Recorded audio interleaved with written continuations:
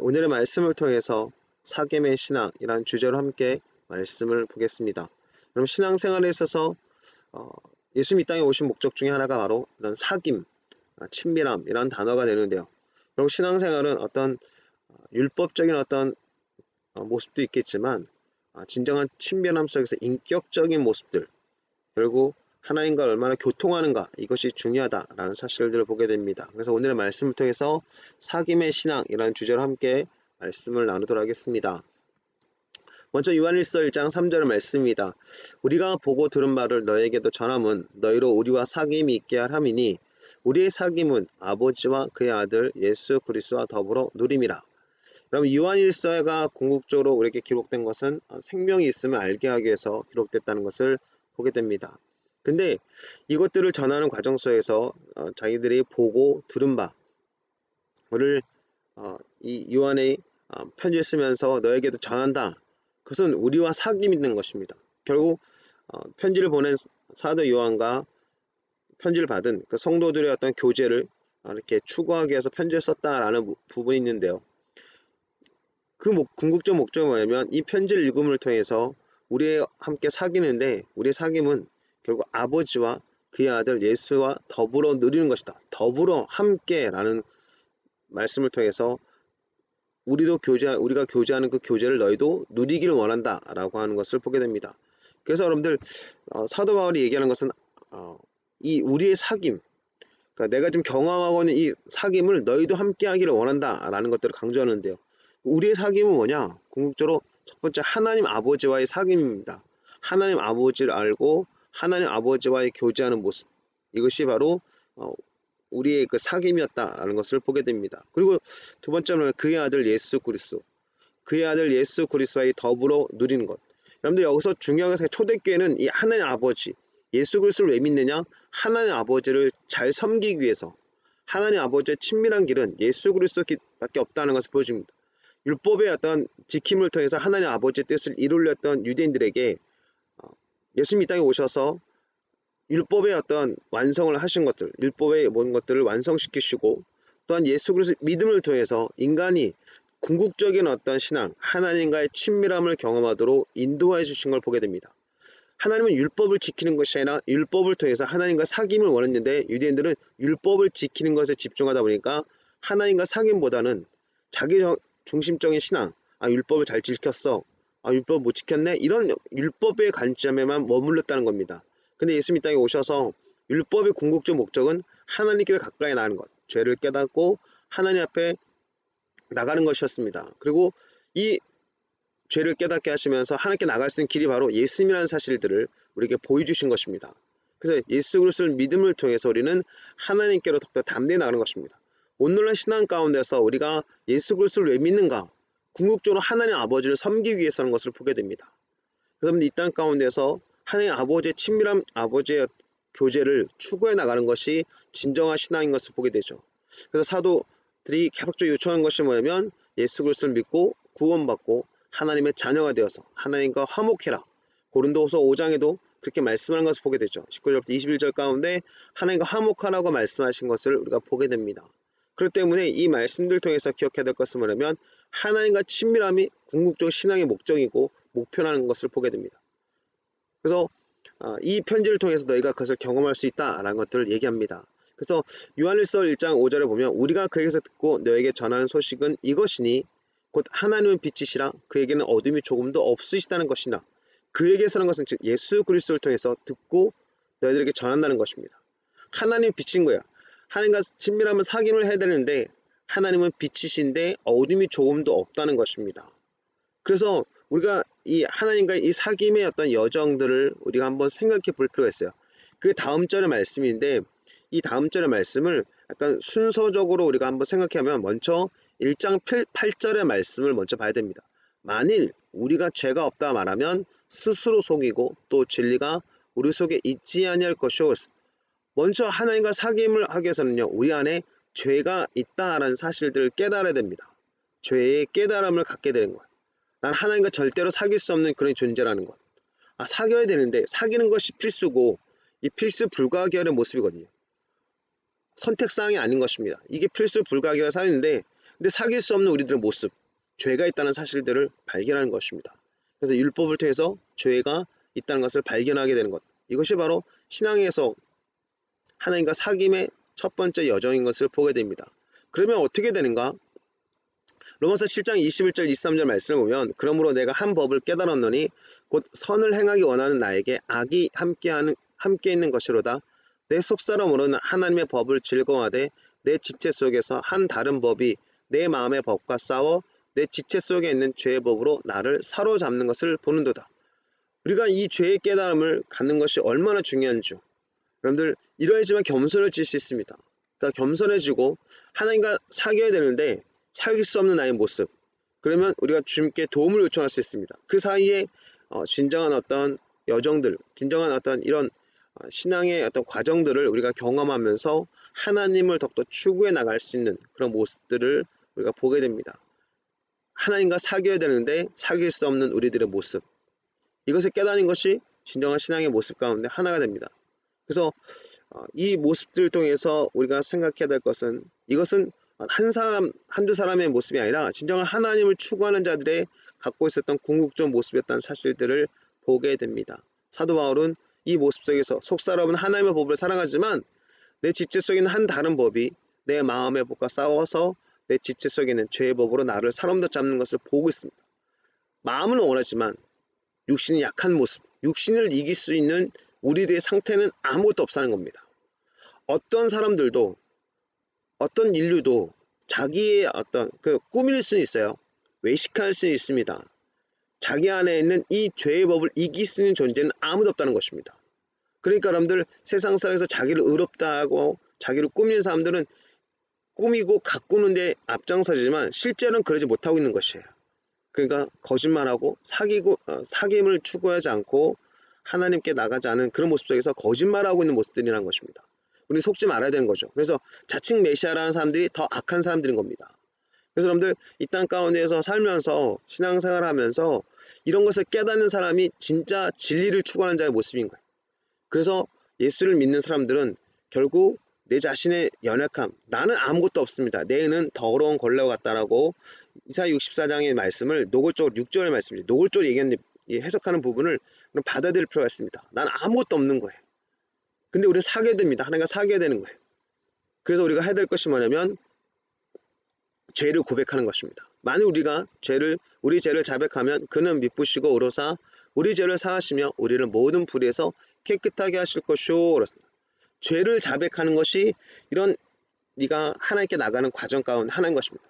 여러분 생각해 보십시오. 자기가 더럽다는 것을 발견하는 것. 사도 바울이, 이제 이게 사도 요한의 고백이죠.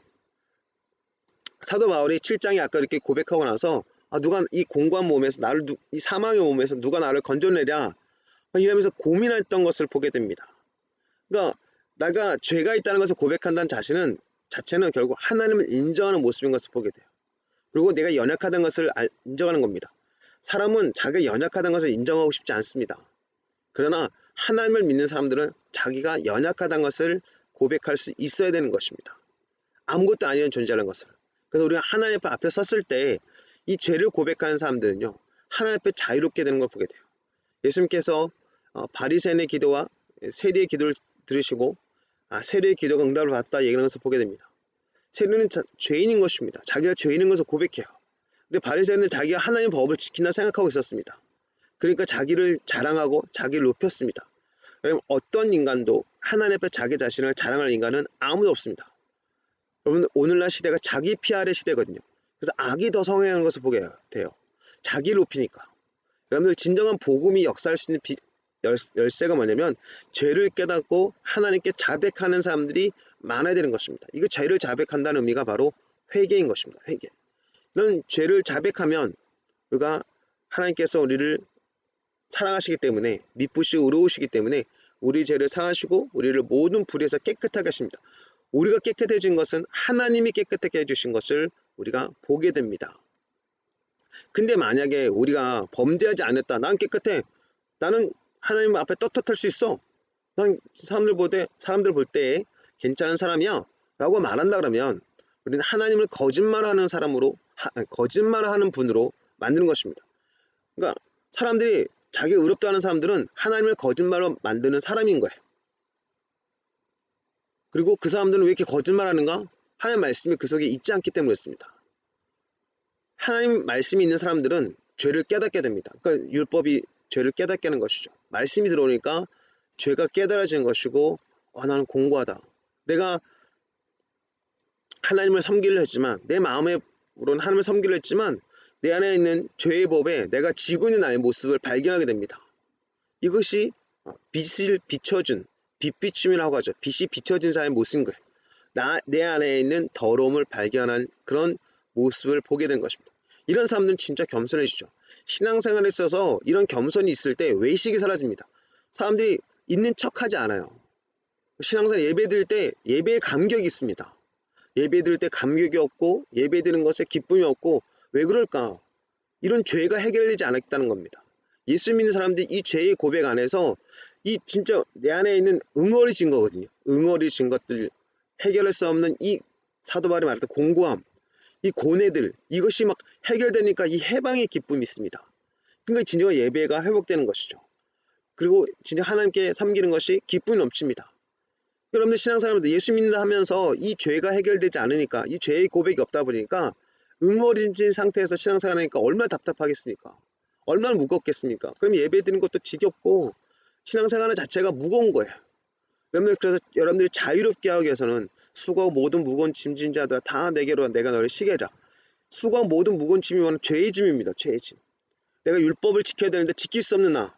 이게 바로 수고하고 모든 무거운 짐인 거죠. 이것을 주님 앞에 고백하는 겁니다. 그때 우리는 진정한 자유함을 경험하게 된 것입니다. 그럴 수 있는 사람이 누구냐? 바로 말씀이 들어와서 말씀을 통해서 깨닫는 자라는 사실들을 우리가 보게 됩니다.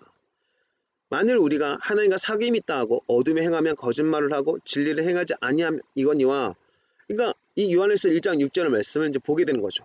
우리가 하나님과 사귐이 있다 하는데 어둠에 행하지 않아야 되는 겁니다. 그러니까 어둠에 행한다, 이 모습을 발견하면서 회개가 있게 되고, 회개를 통해서 우리가 주님께서 우리를 깨끗하게 해주시니까 우리가 어둠에 행하지 않게 되는 겁니다. 그러니까 어둠에 행하지 않을 수 있는 비결은 뭐냐면 궁극적으로 계속 내 자신을 주님께 내어드리는 것입니다. 결국 주님 앞에 내 자신을 항복하는 모습이 바로 어둠에 행하지 않는 그런 모습인 것을 보게 됩니다. 그가 빛 가운데 계신 것 같이 우리도 빛 가운데 행하면 우리가 서로 사귐이 있고 그의 아들 예수의 피가 우리를 모든 죄에서 깨끗하게 하실 것이오. 결국 이가 어둠에 행하지 않는다는 것은 죄사함, 즉 우리가 깨끗해졌다라는 의미가 된다는 것입니다. 그래서 우리가 빛 가운데 행하는 것, 이것이 바로 진정한 사귐이라는 것입니다. 하나님과 사귐은 결국 우리가 빛 가운데 행하는 모습인 것을 보게 돼요. 하나님이 빛이시니까. 1장 5절에 보면 하나님 빛이시니까 빛 가운데 행하는 자.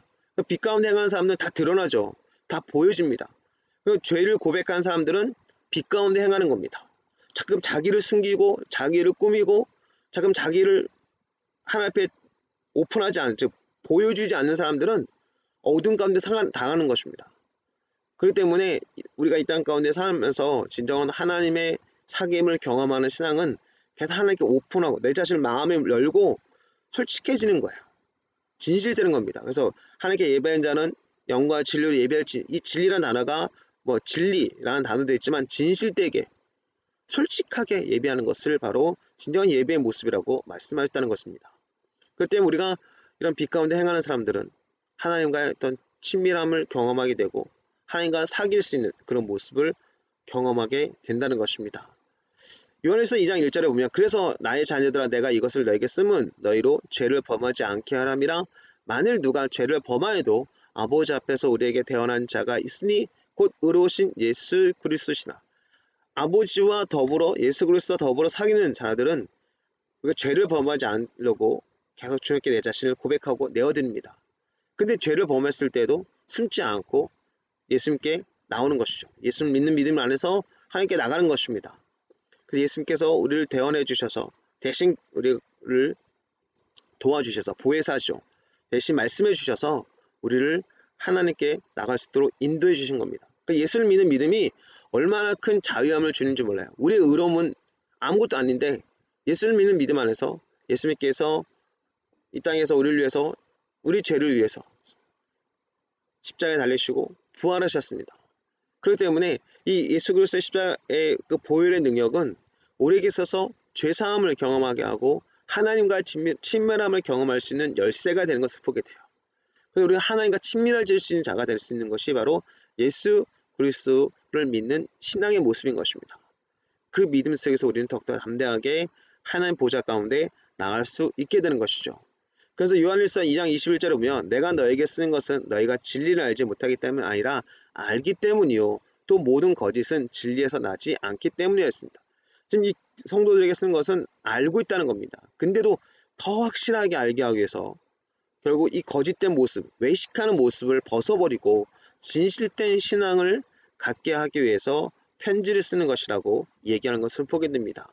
그래서 이 자기들이 보고 경험했던 것들을 편지를 쓰면서 우리와 사귀는데 우리의 사귐은 하나님 아버지와 더불어서 예수 그리스도와 더불어 누림이다 라고 말씀하면서 결국 궁극적으로 하나님과 친밀함을 경험해 나가도록 성도들을 인도해 주는 것을 보게 됩니다. 그래서 요한일서를 묵상하다 보면 우리가 하나님과 친밀해질 수 있는 모습이 궁극적인 신앙의 모습이라는 사실들을 더욱더 발견하게 됩니다.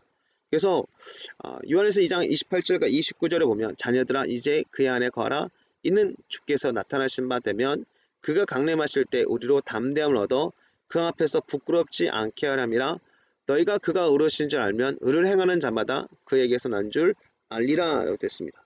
결국 궁극적으로 거듭난 자의 모습, 그에게 난다라는 것은 뭐냐면 거듭난 자의 모습이거든요. 물과 성령으로 거듭난 자가 바로 의를 행하는 자의 모습인 것을 보게 됩니다. 요한복음 3장의 말씀이죠. 예수님께서 말씀하셨던 것, 물과 성령으로 거듭나지 않으면 결단코 천국에 들어올 수 없다라는 말씀들을 우리 가운데 기록한 것을 보게 됩니다. 그렇기 때문에 우리가 이 땅 가운데 살면서 진정한 신앙생활이 무엇일까라고 했을 때 궁극적으로 우리가 진정한 하나님과 사귐, 하나님과 함께 교제함, 이것이 바로 우리가 이 땅 가운데도 추구할 수 있는 진정한 신앙의 모습인 것을 보게 됩니다. 그러면 신앙생활이 엄청 자유해질 수 있다는 것을 보게 돼요. 어떤 묶임 가운데서 있게 되면서 우리 가운데서 힘든 그런 고통스러운 그런 모습들 가운데서 우리가 자유해질 수 있다는 것입니다. 그래서 요한일서 5장 13절에 보면 내가 하나님의 아들을 이름을 믿는 너에게 이것을 쓰는 것은 믿고 있는 자들이죠. 그리고 이들에게 쓴 것은 너희로 하여금 너에게 영생이 있음을 알게 하랍니다. 결국 이 영생 있는 모습은 하나님과의 사귐인 것을 보게 돼요. 이 모습 속에서 우리가 궁극적인 신앙생활을 하게 되는 것을 보게 됩니다. 여러분들 우리는 이 땅 가운데서 다른 목적을 추구하는 것이 아니라 하나님과의 친밀한 사귐을 목표로 두고 계속 달려갈 필요가 있는 것을 보게 됩니다. 하나님과 친밀함이죠. 하나님 앞에 담대히 나가는 겁니다. 그래서 예수님께서도 요한복음 14장에 말씀했던 것처럼 내가 곧 길이요 진리요 생명이 나로 말미암지 않고는 아버지께로 올 자가 아무도 없다는 것을 말씀하고 있습니다. 죄의 속성을 가진 자, 죄에 속한 자들은 하나님께 담대히 나갈 수 없게 되는 것입니다. 그렇기 때문에 저는 담대히 말씀드렸어요. 다음에 좀 말씀을 통해서도 안 하겠지만 무당들이라든가 점치는 사람들이 어떤 미래에 대해서 얘기할 때 우리는 그거에 대해서 잘 맞추나 보다 용하나 라고 말하는 것들 묶이지 말고요. 우리 예수 믿는 사람들은 장래일을 성령께서 역사하신다는 사실들을 기억하셔야 됩니다.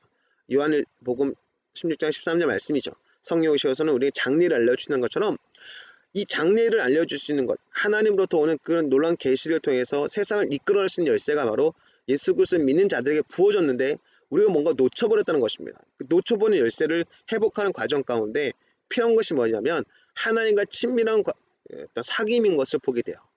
여러분들 우리가 진짜 하나님과 이 친밀한 사귐을 추구하면 추구할수록 우리 인생은 하나님의 영광을 나타낼 수 있는 머리가 될지언정 꼬리가 되지 않게 될 것이라고 저는 담대히 말씀드릴 수 있습니다. 그건 성경에 나온 말씀이거든요. 일어나 빛을 발휘할 수 있다는 것입니다.